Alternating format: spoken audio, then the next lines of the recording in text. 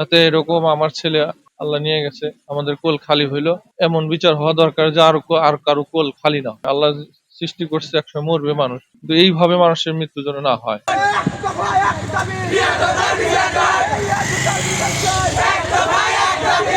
Private পড়তে যায় ৪টার দিকে, আজকেও সেরকম হয়তো ৪টার দিকে বের হয়ে গেছে, এতটুকুই আমি জানি।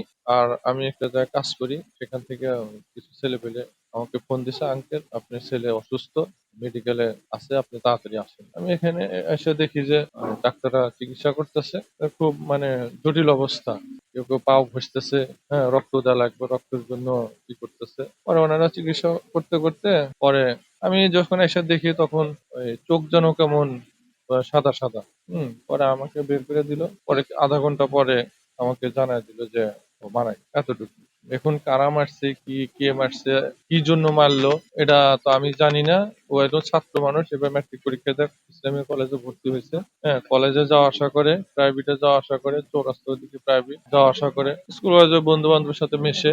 এই আর কে কিভাবে মারলো, কি জন্য মারলো, আমিও বুঝতেছি না। হ্যাঁ, একদম এই বয়সে একটা বাচ্চা যে এইবার ম্যাট্রিক পাস করে কলেজে ভর্তি হয়েছে। আমি কোনো রাজনীতির সাথে জড়িত না, আমার ছেলেও কোনো রাজনীতির সাথে জড়িত না। এটা সে ছাত্র হিসাবে এখন আছে। কারা কি করলো এটা আমি জানি না। উপযুক্ত বিচার হোক, এটা সবাই চাবে।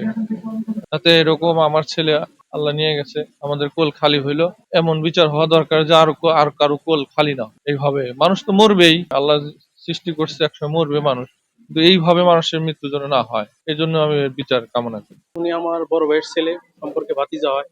ওর বাসা হচ্ছে জগাইমুর খানপাড়া শয়তানগাড়া। আর শুনলাম যে 10 তলা জোহরা মল্লিকের সামনে কোচিং সেন্টারে অতর্কিত ভাবে ওর ফ্রেন্ড সার্কেল 3-4 জন বন্ধু বান্ধব মিলে ওকে এখানে ঘাও মেরেছে, দুই হাত ভেঙে দিয়েছে, পেটে ঘা মেরেছে, আহ নাভির নিচে 2-3টা কোপ দিয়েছে। তারপরে সে এখানে নিয়ে আসার পরে দেখলাম যে ডাক্তাররা বলে যে সে ডেড। এখন কে বা কারা, এদের উচিত বিচার চাই এবং এদের জন্য আইনে আনা হয়। ওর এক বন্ধুর মাধ্যমে শুনতে পারলাম যে ধানবান্দির কিছু ছেলে পেলে ওর উপরে এই হামলাটা করছিল। সকাল থেকে একটা ভালো ছেলে, হঠাৎ করে কি এমন কাহিনী হইলো যে তাকে এভাবে হত্যা করে? না, তার তো কোনো ছিল না, ছেলে খুবই মানে ভদ্র ছেলে ছিল, তার কোনো ওইরকম ফল্ট ছিল না। না আম্মু, আমি বাইরে থাকবো না। সন্ধ্যার সময় ট্রাফিক করে বাসায় চলে এসে বাসার সামনে র্যাকেট খেলে। পেশেন্টটা আমাদের এখানে নাগাদ 5টা 40-এর দিকে আসছিল প্রায়। তো আমাদের যখন পেশেন্টটা আসে তখন পুরো দেহ রক্তাক্ত মাখামাখি ছিল। আর কিছু জায়গায় ওরা হচ্ছে কাপড় দিয়ে চাপাতে নিয়ে আসে। নিতে হয়তো আমাদের এখানে যেভাবে পেশেন্ট আসে আর কি এমার্জেন্সি থেকে, এমার্জেন্সিতে হয়তো বা ওনারা কিছু প্রেশার ব্যান্ডেজ দিয়ে নিয়ে আসে। তারপর আমরা এখানে যখন পেশেন্টটা পাই, পেয়ে আমাদের আগে ইনজুর অ্যাসেস করতে হয়। অ্যাসেস করতে যেয়ে ওর সিভিয়ার ব্লিডিং তখনও হচ্ছিল। যখন আসে ইতিমধ্যেই তার পুরো দেহ ঠান্ডা হয়ে গেছিল।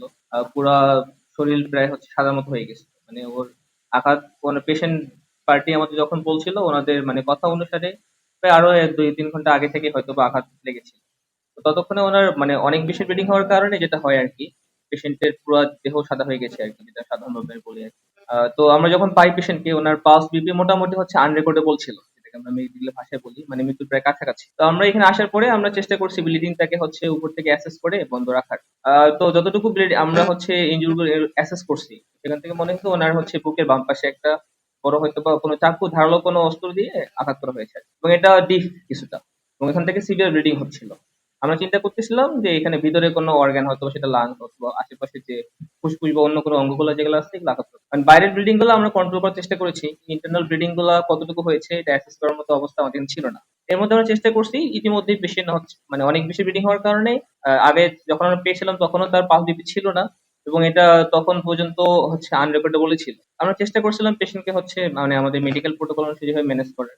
আমরা শেষ পর্যন্ত পেশেন্টকে সিপিআর দিয়েছি, আমাদের যে হচ্ছে লাস্ট টাইম যে হচ্ছে মেডিসিন গুলো থাকে এগুলো যেমন ট্রাই করছিলাম, কিন্তু আলটিমেটলি আসলে আমরা পেশেন্টকে ব্যাক করতে পারিনি। ওনার আঘাত গুলো আসলে অনেক জায়গায় হচ্ছে সাধারণত কোনো ধারালো অস্ত্র দিয়ে মানে হচ্ছে আঘাত করা হয়েছিল, ধারালো কোনো তীক্ষ্ণ অস্ত্র দিয়ে, এবং এগুলো হচ্ছে প্রত্যেকটাই হচ্ছে অনেক গভীর ছিল। আঘাতের উপরের দিকে চিহ্নগুলো ছোট হলেও এটা ভিতর পর্যন্ত চলে গিয়েছিল। তো ওনার হচ্ছে বুকের নিচের দিকে একটু বাম পাশে ছিল, দুই হাতের কাঁধের উপরের দিকে, কাঁধের পাশে, এই জায়গাগুলোতেই আঘাতের চিহ্নগুলো ছিল।